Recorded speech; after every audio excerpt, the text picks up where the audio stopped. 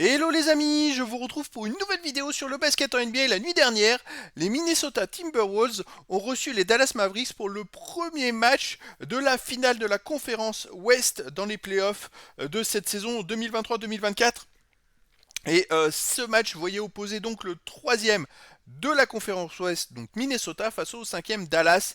Et les Mavericks ont gagné 108 à 105 après un match très serré, un match fantastique qui vraiment amène du suspense incroyable dans cette série. C'est vrai que après avoir battu le champion Denver, avoir réalisé trois belles performances à l'extérieur, puisque Minnesota a quand même gagné contre le champion en gagnant trois fois chez eux, et surtout au match 7, ils ont fait des performances incroyables. Tout le monde attendait à ce que contre Dallas, ça soit un match, pas une formalité, mais que ça soit une victoire. Et finalement, surprise, Dallas enchaîne après avoir battu au tour précédent Oklahoma, la meilleure équipe de l'Ouest en saison régulière. Ils enchaînent par une première victoire dans cette série pour mener 1-0. Alors il y aura un prochain match quand même à Minnesota, mais attention, Minnesota va avoir la pression parce que s'ils perdent le deuxième match, après il y a deux matchs de suite à Dallas. Donc on va revenir sur cette rencontre en détail avec les statistiques des joueurs et des équipes, avec un énorme Kyrie Irving qui a été vraiment le grand artisan de cette victoire des Mavericks. Alors au premier quart-temps, Minnesota menait 33 à 27 plus 6. Bon, ils avaient démarré le match plutôt pas mal.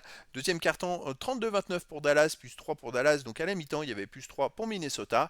Troisième quart-temps, 23-21 pour Dallas, donc plus 2, ce qui fait toujours un point d'avance pour Minnesota. Et dernier quart-temps, gagné de 4 points par Dallas, 26-22. Ils sont passés devant à la mi-chemin dans le quatrième quart-temps. C'est vrai qu'ils ont été, je dirais, menés tout le match.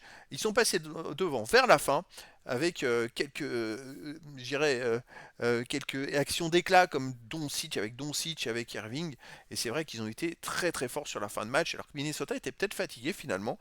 C'est assez étonnant. Voilà, ils sont peut-être sortis fatigués du match contre Denver, hein. Après, c'est humain en même temps. Et 7 matchs contre Denver, c'est quand même très costaud. Et donc, ils ont eu un peu de mal à terminer la rencontre. Alors, pour Minnesota, c'est du 42% au tir, 36% à 3 points, mais seulement 61% au lancer franc, 11 sur 18. Voilà, ça c'est pas terrible. Côté des Mavericks, c'est 49% au tir, 24% à 3 points, ça c'est pas terrible, et 94% au lancer franc. Donc quand on voit que Minnesota perd le match de 3 points et qu'ils ont fait 11 sur 18 en lancer franc, ils auraient mis autant que les Dallas Mavericks qui gagnaient le match, hein, tout simplement. Sinon, pour les joueurs, pour Minnesota, on a 19 points, 11 rebonds, 8 passes pour Anthony Edwards, qui est très complet. Il fait 6 sur 16 au tir, 5 sur 12 à 3 points. Bon, c'est un très bon match. On a McDaniels qui fait un énorme match. Il met 24 points avec 9 sur 15 au tir, 6 sur 9 à 3 points. Après Rudy Gobert, c'est 12 points, 7 rebonds, 4 sur 8 au tir. Carl Anthony Towns, pas très adroit, 16 points, mais 6 sur 20 au tir, 2 sur 9 à 3 points. Après, 6 points pour Mike Conley, 2 sur 7 au tir, 1 sur 6 à 3 points. Voilà, en sortie de banc, on a Nasrid qui fait encore un énorme match avec 15 points, 5 sur 9 au tir, 3 sur 6 à 3 points. Et c'est vrai que cette fois, Nasrid, il n'a pas pu faire la différence sur la fin, mais il a maintenu l'écart. Je dirais, il a maintenu Minnesota devant pas mal de fois. Et après, on a Kyle Anderson avec 11 points, 5 sur 8 au tir. Mais voilà, ça n'a pas suffi face à les Dallas Mavericks avec PG Washington 13 points. Bon, on l'a pas trop vu, 2 sur 8 à 3 points.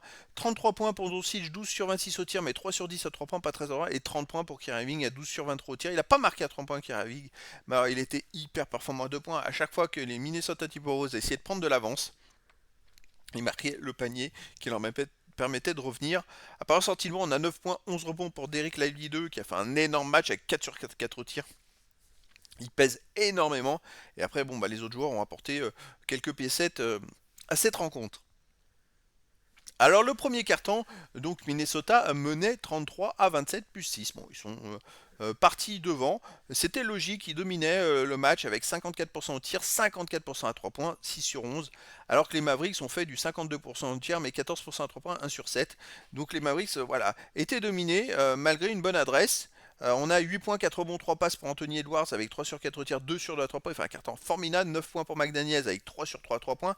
C'est vrai que avec de telles stats en sortie de banc, on a Kyle Anderson 7 points, 3 sur 4 au tir, 1 sur 2 à 3 points. Avec de telles stats, normalement Minnesota aurait dû mener de 10 ou 15 points et là c'était pas le cas. Côté des Mavericks, on avait 13 points pour Kyrie Irving, qui grâce à lui maintenait vraiment un minimum d'écart, 6 sur 9 au tir. Lucas Doncic 6 points, 3 sur 6 au tir. Et après voilà, il y a quelques paniers à droite à gauche. Mickey Irving a permis à Dallas de ne pas couler dans ce premier quart-temps. Deuxième carton, cette fois, bah, Dallas gagne le carton de 3 points pour revenir à seulement 3 points à la mi-temps, avec 43% au tir pour Minnesota, 35% à 3 points, et Dallas 60% au tir et 16% à 3 points. Pas très adroit à 3 points, mais alors très très très adroit au tir en général. Et grâce à cette performance, bah, Dallas reprend 3 points à Minnesota. Côté Minnesota, 5 points, 4 rebonds pour Anthony Edwards. McDaniels continue son énorme match avec 10 points, 3 rebonds, 4 sur 6 au tir, 2 sur 3, 3 points. 5 points pour Karl Anthony Towns. Mais voilà, les autres sont pas Rudy Gobert. C'est un point seulement, Rudy Gobert, avec une passe en 5 minutes. McConley pas très présent. Ça, c'est un manque, hein, franchement. Côté des Mavericks, on a Doncic avec 8 points, 4 passes, 3 sur 8 au tir, 11 points pour Kyrie Irving qui fait 5 sur 5 au tir et qui est le grand artisan de cette première mi-temps, on va le voir. Donc en première mi-temps, finalement, Minnesota mène 62-59 que de 3 points avec pourtant 48% au tir, 44% à 3 points, alors que les Mavericks c'est 56% au tir, donc plus à droit, mais à 3 points, c'est une catastrophe. 15%, 2 sur 13 à 3 points. Et bien pourtant, Minnesota ne mène que de 3 points avec 13 points, 8 rebonds, 5 passes pour Anthony Edwards, qui est quand même bon, hein, 4 sur 7 au tir, 3 sur 5 à 3 points. McDaniels fait une mi-temps fantastique, 19 points avec 7 sur 9 au tir, 5 sur 6 à 3 points. Après en sortie de banc, Kelly Anderson 11 points, 5 sur 8 au tir. Et les autres joueurs sont un peu en dedans. Carl Anthony Towns c'est que 7 points, 3 sur 9 au tir. Côté des Mavericks, et ben voilà, c'est Luka Doncic avec 14 points à 6 sur 14, mais surtout Kyrie Irving il met 24 points en première mi-temps, 11 sur 14 au tir. C'est le grand artisan du fait que Dallas n'est pas coulé. Et en deuxième mi-temps, les autres ont fait un peu le boulot et pour finalement gagner le match. Donc vraiment un match, une mi-temps énorme de Kyrie Irving. À chaque fois que Minnesota essayait de prendre de l'avance, il marquait. Sans arrêt, sans arrêt, sans arrêt. Vraiment une belle performance. Donc au troisième quart-temps, eh bien, écoutez, cette fois Dallas reprend 2 points à nouveau et revient à seulement 1 point de Minnesota. Alors côté Minnesota, c'est du 33% au tir, 16% à 3 points, ça devient pas très adroit.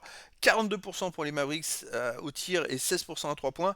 Donc les Mavericks c'est légèrement mieux, mais ça revient. Mais ouais, l'adresse a quand même beaucoup baissé, peut-être la fatigue, hein. Minnesota était peut-être fatigué, ça se sent en deuxième mi-temps. Vous voyez, en première mi-temps ils ont marqué 62 points, en deuxième mi-temps ils ont marqué 43 points, 19 points de moins. Alors côté de Minnesota, on a Rudy Gobert qui a essayé de réveiller tout le monde. Il fait 6 points à 3 sur 4 tirs. Puis après, les autres joueurs, bah, c'était pas trop ça. Côté des Mavericks, on a 8 points, 3 rebonds pour Gafford à 4 sur 6 au tir. C'est le joueur qui est un peu marquant dans ce carton. Sinon, les autres joueurs, pas plus que ça. Tout le monde a amené sa pierre à l'édifice. Et dernier carton, voilà, renversement de situation. Les Mavericks passent devant et gagnent le match de 3 points avec un carton gagné 26-22 plus 4. On a 40% au tir pour les Timberwolves, 41% à 3 points. Les Mavericks, 40% au tir, 50% à 3 points, 3 sur 6. Ils ont tiré juste. Surtout Luka Doncic qui fait 2 sur 3 à 3 points. Alors pour les Timberwolves, on a 6 points pour Anthony Edwards. McDaniels met 3 points sur 2 à 3 points. Il était bien moins présent en deuxième mi-temps. 5 points pour Karl Anthony Towns, 2 sur 7 au tir. Vraiment, il a raté son match. En sortie de banc, Nasrid fait 5 points, 2 sur 2 au tir, 1 sur 1, 3 points. Il a tenté d'essayer de maintenir le cap, mais c'était compliqué. Et côté des Mavericks, Luka Doncic fait un carton monstrueux avec 15 points, 3 rebonds, 5 sur 8 au tir, 2 sur 3 à 3 points. Voilà, ça pèse énormément. Kyrie Irving garde complètement son carton. 0 sur 6 au tir, 4 sur 4 au lancer franc. Mais sinon, les autres joueurs, vous voyez, quelques stats à droite, à gauche, fait que ben, Dallas gagne le carton avec un petit score 26-22, hein, mais c'est suffisant.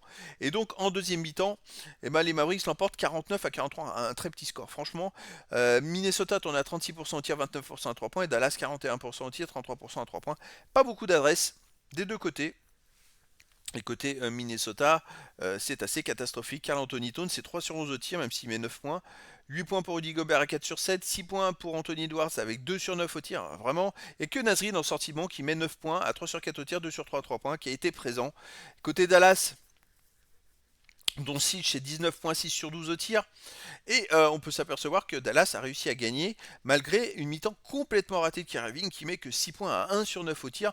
Lui qui en a mis 24 en première mi-temps à 11 sur 14 au tir et qui a permis justement à son équipe de ne pas être trop menée et justement a permis à son équipe de faire ce renversement de situation. C'est vrai que malgré, vous voyez, le fait que Kyrie Irving ait complètement été mauvais en deuxième mi-temps, il a raté sa mi-temps, bah Dallas l'a emporté.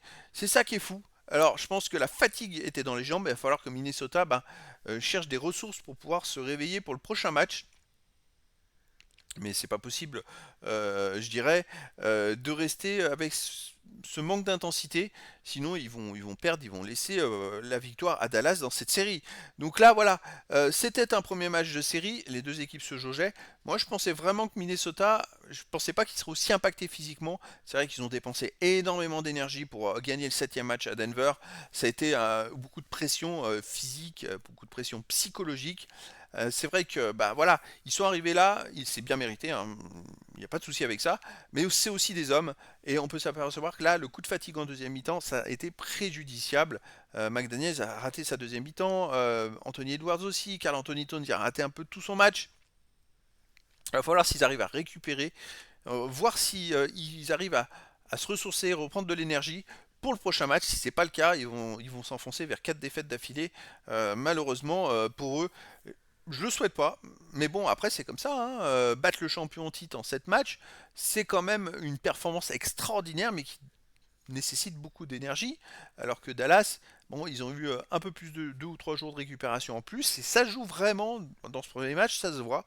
Donc on verra revanche au deuxième match qui se jouera donc à nouveau chez Minnesota, et cette fois Minnesota, malheureusement, ils ont presque plus le droit à l'erreur, même s'ils ont démontré au tour précédent en gagnant 3 fois à Denver, qu'ils sont capables de renverser une série en gagnant beaucoup à l'extérieur. Mais en tout cas, voilà, déjà, premier match était très prometteur avec vraiment un duel exceptionnel où à la fin, eh ben, c'était très indécis. Et puis les Mavericks qui renversent les Timberwolves.